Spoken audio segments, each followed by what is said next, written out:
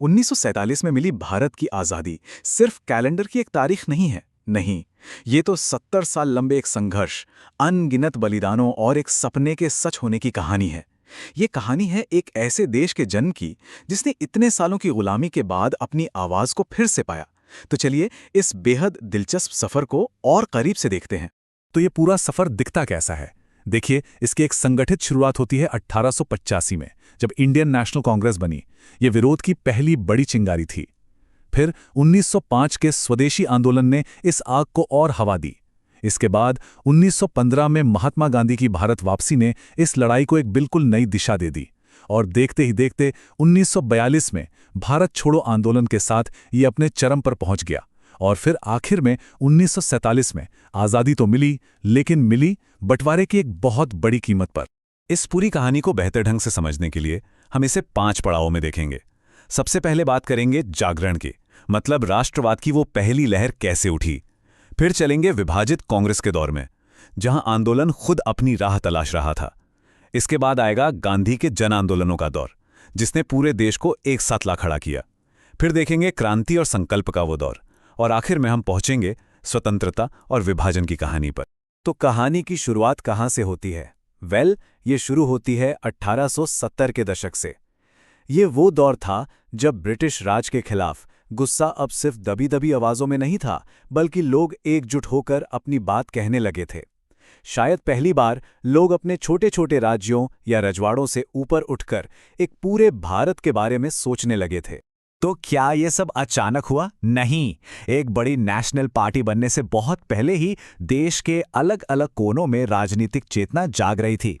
पूना सार्वजनिक सभा हो, इंडियन एसोसिएशन हो या फिर मद्रास महाजन सभा, ये छोटे छोटे समूह अपने अपने इलाकों में लोगों की परेशानियां उठा रहे थे, उन्हें एकजुट कर रहे थे।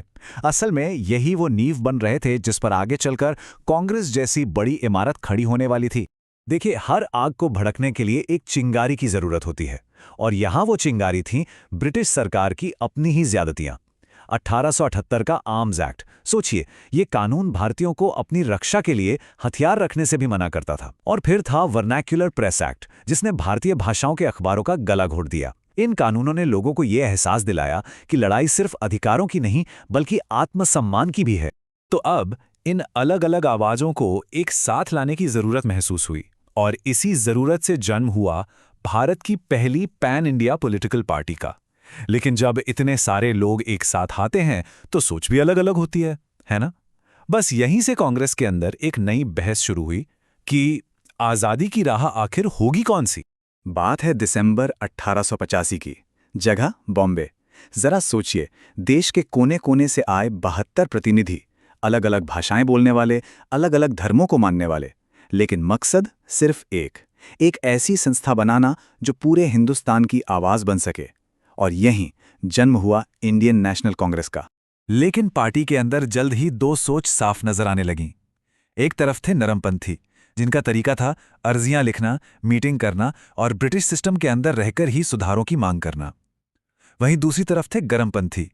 वो कहते थे कि ये अर्जियों की राजनीति एक तरह से भीख मांगना है।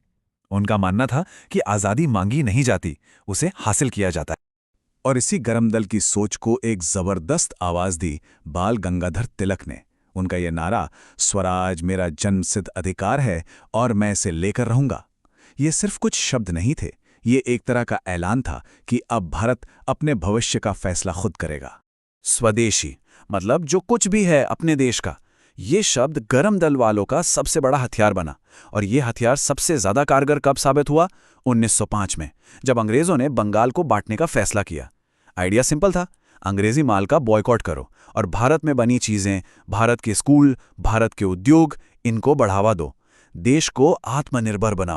अब तक ये लड़ाई काफी हद तक शहरों और पढ़े लिखे लोगों तक ही सीमित थी। लेकिन फिर कहानी में एक ऐसे इंसान की एंट्री होती है जिसने इस पूरी लड़ाई की तस्वीर ही बदल कर रख दी। महात्मा गांधी ने आकर इस आंदोलन को कुछ लोगों की मीटिंग से निकालकर देश की गली गली, गांव गांव तक पहुंचा दिया। तो गांधी जी का हथियार क्या था? वो था सत्याग्रह। इसका सीधा सा मतलब है सच के लिए आग्रह करना या सच की ताकत। ये फिलॉसफी बहुत सिंपल थी कि हम अन्याय के खिलाफ खड़े होंगे, लेकिन हिंसा से नहीं। हम आपका गलत कानून तोड़ेंगे, आपकी लाठियां भी खाएंगे पर हाथ नहीं उठाएंगे, और इसी में हमारी असली जीत हो। अब जरा कल्पना कीजिए, एक ऐसा कानून आ जाए जो सरकार को पावर दे दे कि वो किसी को भी सिर्फ शक के बिना पर उठाकर 2 साल के लिए जेल में डाल सकती है। कोई सुनवाई नहीं, कोई अपील नहीं, कोई वकील नहीं। बस यही था क्रूअर रॉलेट एक्ट। इसने पूरे देश को गुस्से से भर दिया।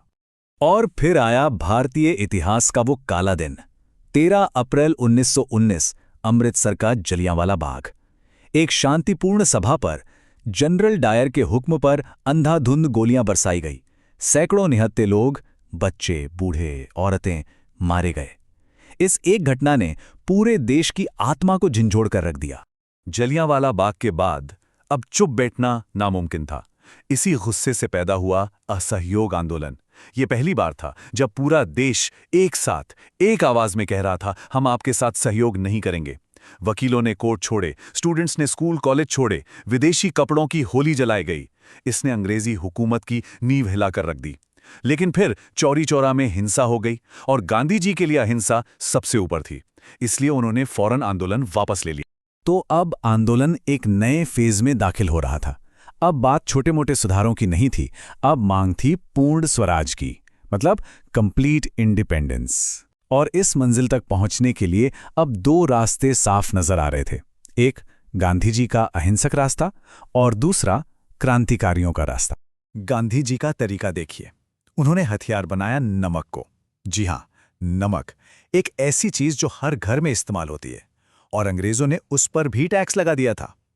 तो गांधी जी ने क्या किया? वो साबरमती से निकले और 240 मील पैदल चलकर दांडी के समंदर तट पर पहुंचे और एक मुट्ठी नमक बनाकर दुनिया के सबसे बड़े साम्राज्य को चुनौती दे दी। लेकिन जैसा हमने कहा, एक और रास्ता भी था। एक रास्ता उन क्रांतिकारियों का था जिनका मानना था कि आज़ादी मांगने से नहीं बल्कि लड़कर और बलिदान देकर हासिल की जाएगी। भगत सिंह, चंद्रशेखर आज़ाद, राम प्रसाद बिस्मिल, अशफाकुल्ला खान ऐसे अनगिनत नाम थे जिनके बलिदान ने देश के नौजवानों के दिलों में आज़ादी की आग को और तेज कर दी।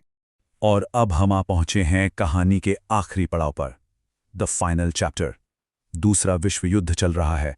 ब्रिटिश हुकूमत बुरी तरह कमजोर हो चुकी है। ये मौका था फाइनल पुश का, एक आखिरी जोरदार धक्का देने का। लेकिन इस कहानी का अंत जीत और दुख दोनों लेकर आने वाला था।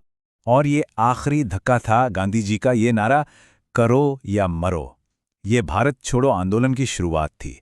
संदेश बिल्कुल साफ था, अब या तो आज़ादी होगी या हम मिट जाएंगे। अब बातचीत का समय खत्म हो चुका है। अंग्रेजों, अब भारत छोड़ो। आज़ादी दरवाजे पर दस्तक दे रही थी, लेकिन अंदर घर में बंटवारे की बात चल रही थी। कांग्रेस की मांग थी एक संयुक्त अखंड भारत की, वहीं मुस्लिम लीग मुसलमानों के लिए एक अलग राष्ट्र पाकिस्तान पर अड़ी हुई थी। बातचीत के सारे रास्ते बंद हो गए। देश में हिंसा ने सब कुछ अपनी चपेट में ले लिया और आखिर में बंटवारा एक ऐसी कड़वी हकीकत बन गई जिसे टाला नहीं जा सकता। और फिर वो सुबह आई 15 अगस्त 1947। 70 सालों का लंबा मुश्किल सफर अपने अंजाम पर पहुंचा। भारत आजाद था, लेकिन इस आजादी के जश्न में एक खामोश सिसकी भी शामिल थी। ये दर्द था बंटवारे का, जिसने लाखों जिंदगियों को उजाड़ दिया और इतिहास पर एक ऐसा जख्म दिया जो शायद आज तक पूरी तरह भर नहीं पाया है। और यहीं पर एक बहुत बड़ा सवाल खड़ा होता है। एक आंदोलन जिसका मकसद ही पूरे देश को एक साथ लाना था, उसका अंत देश के बंटवारे के साथ कैसे हुआ? ये एक ऐसा सवाल है जो हमें इस पूरी कहानी के सबसे बड़े विरोधाभास पर सोचने के लिए छोड़ जाता है, और शायद इसका जवाब आज भी उतना ही जरूरी है।